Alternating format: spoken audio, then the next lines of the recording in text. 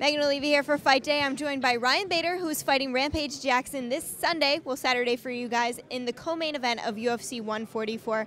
Ryan, I know you just got here. So far, how's Japan treating you? It's great. I came out here for the press conference in November, so I was out here for 5 days. Got to check it out, see where the good spots are to eat, and kind of get a feel for the place. So it's nice doing that than just being thrown in here on fight week, you know. So yeah, I got in last night, had a good night's sleep, you know, so I feel great today. And yeah, just getting everything you know, in line as far as you know, food and all that kind of stuff. And we're leaving real early to the arena on Sunday, like 6 a.m. So that's a little different. But I fought in Australia Sunday morning, kind of same time, so I'll be ready. Yeah, you mentioned food. Is it difficult to find the food that you need in order to have a successful weight cut and then a successful like rehydration and replenishment afterwards? Sometimes, you know, and you know, like last night we got in, didn't really know where to go, wanted to eat and go to bed, and so walked around for a little while, just end up going in some place. But I brought a lot of food, but it's really just like the comfort of doing what you do back at home and your routine, you know, so you try to stay in that same routine and it's the best you can. So regardless, it's going to be fun. You know, you throw you in an octagon and you're going to go out and you're going to compete because we train so hard, you know, to do what we're doing. So it'll be fun. Yeah, when you actually get in the octagon, it'll be early afternoon here in Japan. So did you switch up your training? Are you staying on American time? Are you staying on Japanese time? What are you doing for this weird time schedule? Yeah, I'm just getting on Japanese time. You know, I go to bed. I'll go to bed actually early, like 9 p.m., wake up at 5, you know, because and get ready to go. We're leaving early in the morning. And we trained in my training camp. We sparred hard in the morning, you know, at 10 a.m. We're fighting around noon, 1 o'clock. So it's going to be good. I'd rather do that than go and wait all day. And I fought on both spectrums. I fought in Australia early in the morning, and I fought in Indianapolis at after midnight, you know. So you're waiting around all day. I'd rather go there and do it. You just mentioned your training camp and your sparring. Last time I talked to you, you said you guys finally had sort of a head coach and you had some organization towards your camp. Is that still the case? Absolutely, you know, even better. You know, we all got to know each other. I started working with those coaches before my Brills fight, and went out, had a great showing, felt great.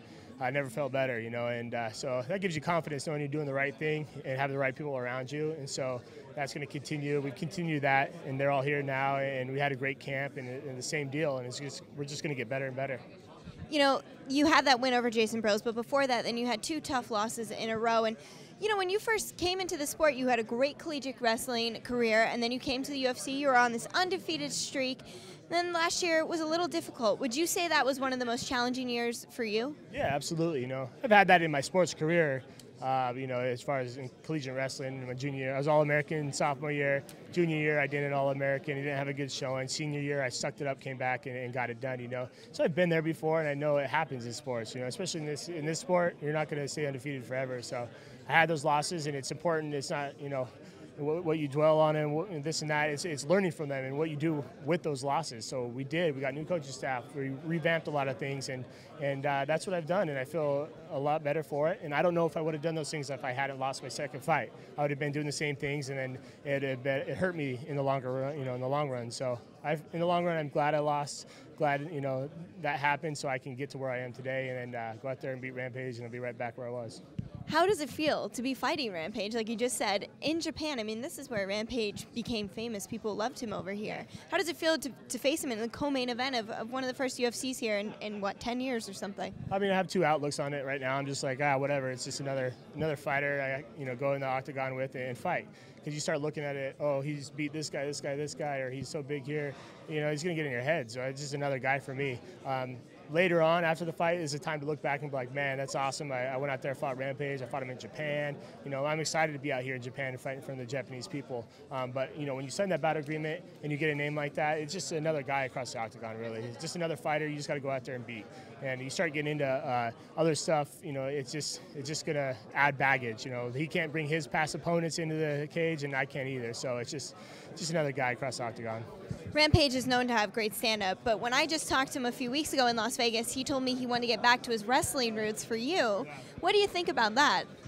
Bring it, you know. So, you know, Rampage is going to be tough no matter what. He's a good wrestler. He's strong.